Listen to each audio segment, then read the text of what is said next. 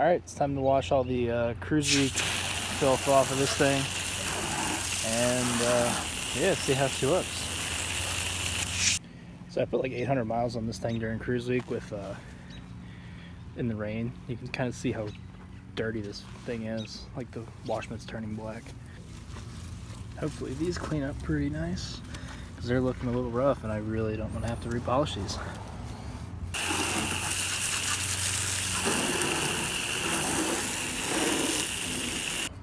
Alright, so these definitely cleaned up better than I expected.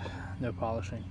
I probably should have just painted them or powder coated them. I'm not really like meticulous enough to keep up with that, but before I was worried about the poke, and that was kind of my biggest concern, but it turns out that's not actually a huge deal.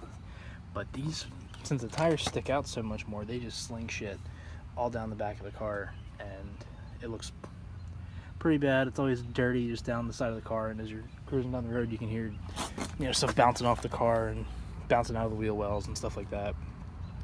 But the other thing is when I knew it rubbed a little bit at full lock. Well, it rubs more than a little bit at more than just full lock apparently, because I ripped my ABS sensor wires out. I'm gonna see if we can turn the light on and see them at all. Yeah, so let's see. I think my wheel gap's a little too tight, but somewhere on the inside here, I ripped, oh, you can see it, there it is. Yeah, right there. I ripped the connector clean off of her. That's pretty sweet. And I don't see any other rubbing in there, but that's kind of a drag. I imagine it's like that on both sides.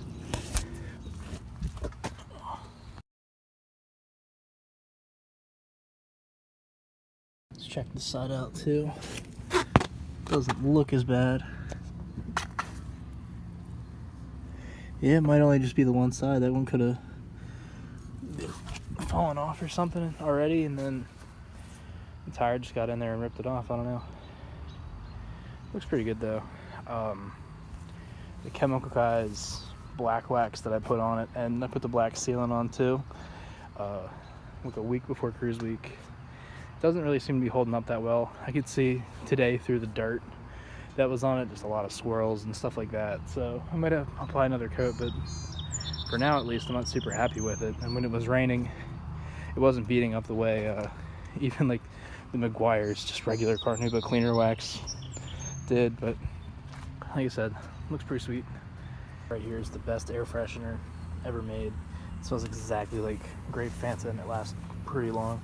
Yeah, like I said, I love the debadged look, but with these alignment holes or whatever these are supposed to be, I just can't do it. There's nothing on the back of these badges, so I'm assuming they're just held on with 3M double-sided adhesive. So I'm going to put it on the whole badge, I'm guessing, and I'm going to trim out the middle and then stick it on the car. Alright, yeah, so we got something like this, just 3M double-sided on the back. I'm just going to take the razor blade and trim out all these little crevices and hopefully stick it on there straight. And there we have it. I think that's more or less centered on the hood and the bumper, but at least it looks complete again. The holes aren't there. I'm happy. Well, I came all the way up here to try to finish Trans Am up, get the other fender on and all that stuff, and I forgot my keys for it, and it is locked. So I don't think that's gonna happen today. Yep, locked. So I guess today's the chop shop day.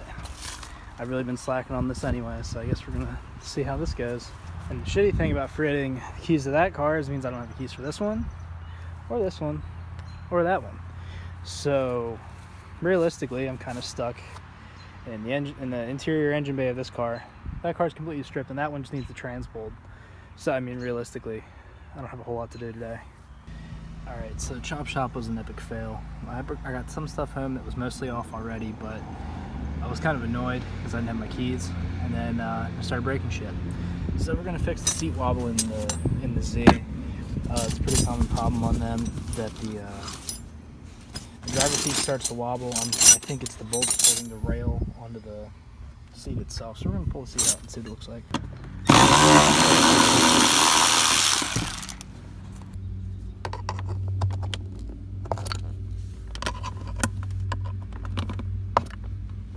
A lot easier than I expected.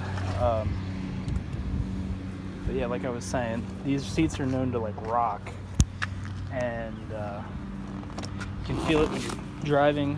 If you slow down aggressively, or brake hard, or accelerate hard, you feel the whole seat rock forward. And I think it's down here, but I'm not totally sure. First time I've had the driver's seat out of this car. This carpet's pretty fucking gross. I mean, it's underneath, so I'm not super worried about it, but we're still gonna clean it up anyway. I'm gonna try out this Chemical Guys carpet cleaner.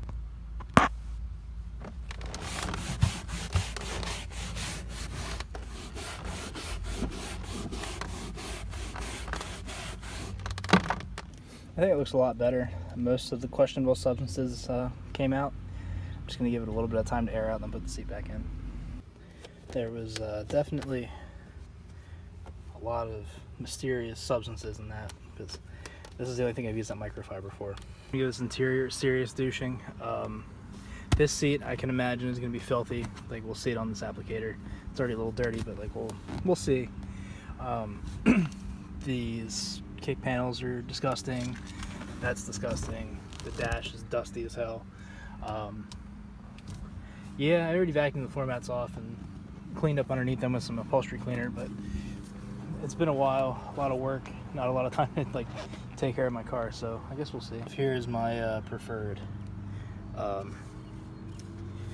interior dressing, I guess you could call it. I use this in place of Armor All and stuff.